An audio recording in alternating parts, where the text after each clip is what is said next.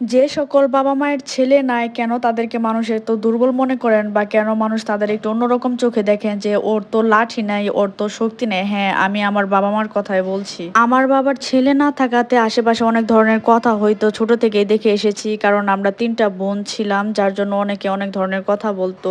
এই জীবনে আরো এরকম অনেক ধরনের কথা শুনেছি। হয়তো বা আজকে যদি আমার বাবার একটা ছেলে থাকতো বা আমার একটা ভাই থাকতো, তাহলে হয়তো বা এই ধরনের কোনো মন্তব্য কেউ করতো না।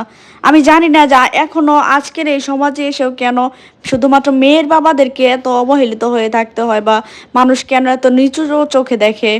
আমার এরকমও ঘটনা হয়েছে যে অনেক আন্টি বা আশেপাশে অনেক হচ্ছে যে পরিচিত আত্মীয় স্বজনরা এসে বলছে যে তোমরা কয় বোন, যখন আমরা বলছি যে তিন বোন, কয় আহারে তোমার একটা ভাই হইলে ভালো হইতো, হয়তো বা সংসারটাকে দেখতো। তো আমার মাঝে মাঝে এদের মুখের উপর জবাব দিতে ইচ্ছে করতো, তারপর বলতাম যে না থাক। আসলে এই জেনারেশনে আমরা মেয়েরাই কি বসে থাকি, আমরা মেয়েরা